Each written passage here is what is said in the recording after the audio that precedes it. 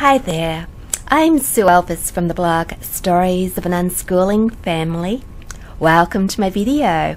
This is the second video in my Evernote workshop series, and I'm feeling very excited, and I hope you are as well, because we're going to be creating some very attractive family, homeschool and personal journals together, and we're going to be doing that, of course, using Evernote. Now today I want to go through just a few basics.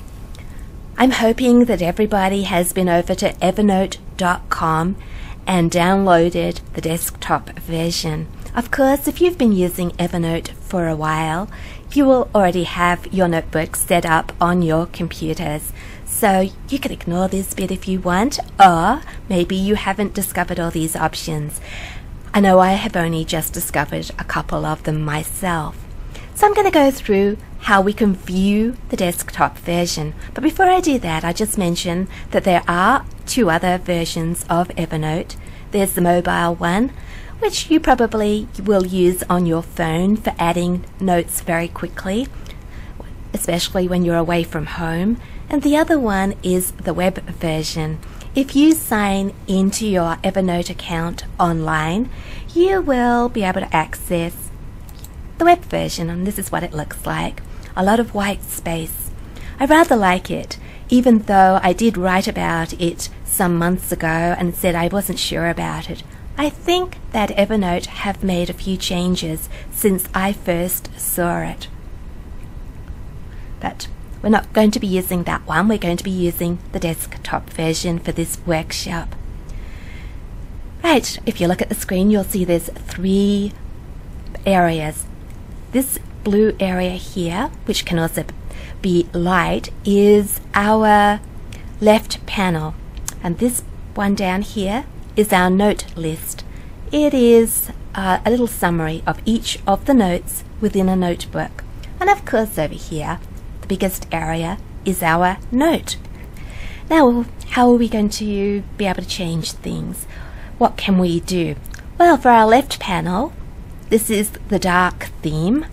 If we go to Tools and to Options, to General, we can see that the left panel theme can be either dark, as I've got it on screen, or light. So if I press OK here, in a couple of seconds, my view will come back, and now we have a light panel.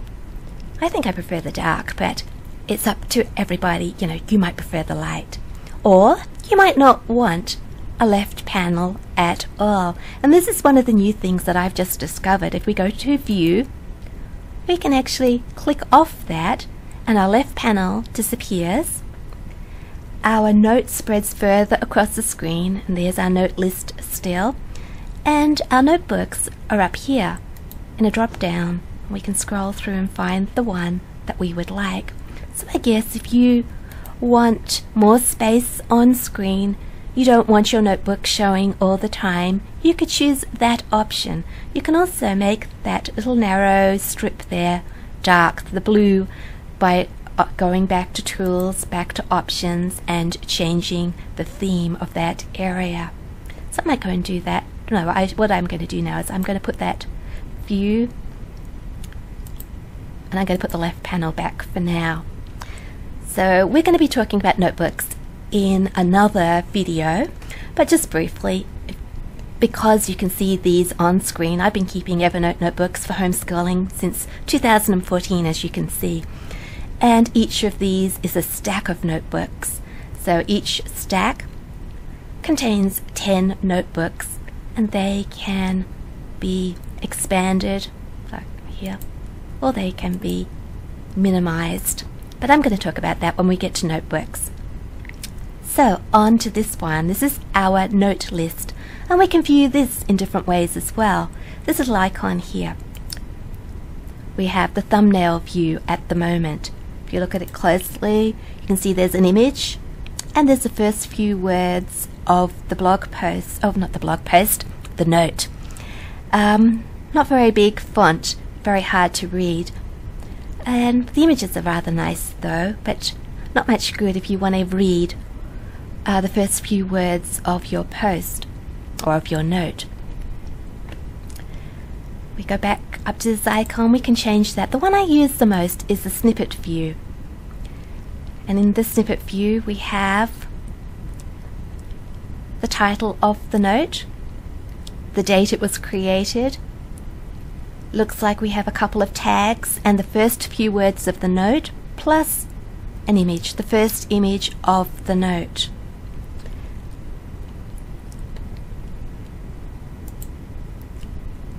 Then we have the card view, a little bit like the thumbnail view, but the words are bigger and the image is smaller. And we also have a title of the note and when it was created. I think there's just one more option. Oh, we have the lists. The top list, we have no images whatsoever, just the top list. What have we got here? When it's created, when it was updated, the title, the notebook it's in, the tags, and the size of the file. And the side list, exactly the same, but down the side of our note. But I'm going to put it back to the snippet view, I think. And if we look at this line down here between the note list and the note itself, if we can click and drag that, we can bring it back. We can bring it forward so we get more words in our note, sample note, the little extract of our note, or we can get less.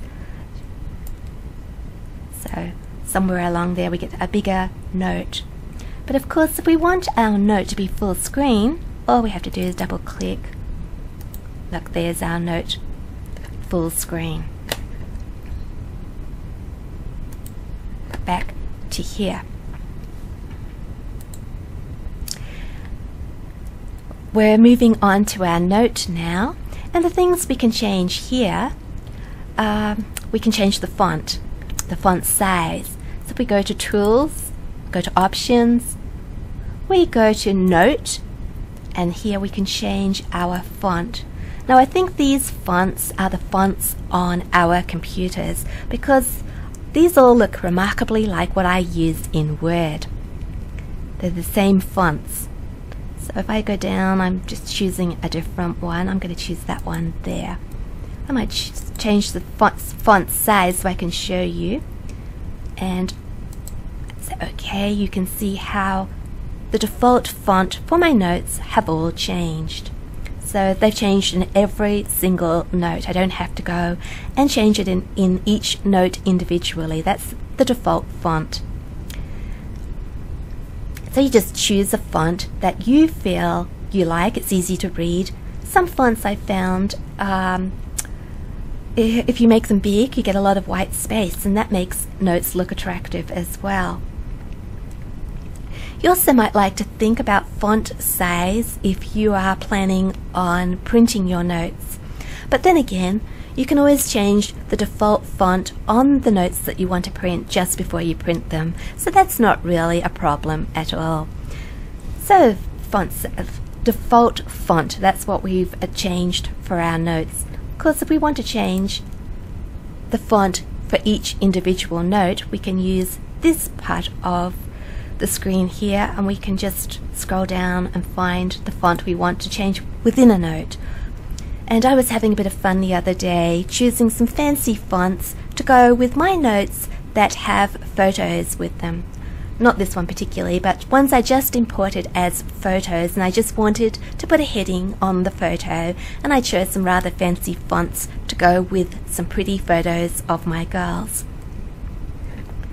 So that's the options we have for our notes. Now I haven't been able to find any way to change the title of the note, the font or the color or the size of the font. So I don't know if anybody else knows the answer to that one, but so far I haven't been able to find a way of changing that. So I'm here with a blue font. I don't know if that's anything to do with my computer and the settings on my computer. Maybe we can compare notes on that. Well, I think that's all I wanted to share with you today, just some basic ways of viewing our notebooks. And next time maybe we can talk about creating our notebooks. What notebooks do we want to create? Are we going to stack them? that kind of thing. So I hope that you will join me for the third video in this Evernote workshop series, which I will make very soon, get it up on YouTube. You might want to subscribe to my channel, Sue Elvis, if you would like to be notified of when that video is available. Also, I am making blog posts to go with the videos, and there you can find those on my blog, Stories of an Unschooling Family. And I will be including some screenshots of what I've shown you today. So if you'd like to go over there and check anything in particular, if the video went too fast, for example, you can have a look at the screenshots. So I hope that's been helpful for everybody. I hope even people that have been using Evernote for a while, I hope that you've learnt a new trick or two like me. I'm always happy to answer questions, so please head over to my blog or to my Facebook page, Stories of an Unschooling Family. And if you'd like to take a screenshot of how you've got your notebook set up using these options, please come over to my Facebook page and post a photo. Yes, on my page. I'll probably put a post up and we can all add our screenshots, see what we're all doing. So how does that sound? Well, that's all for today. So until next time, thank you for watching my video.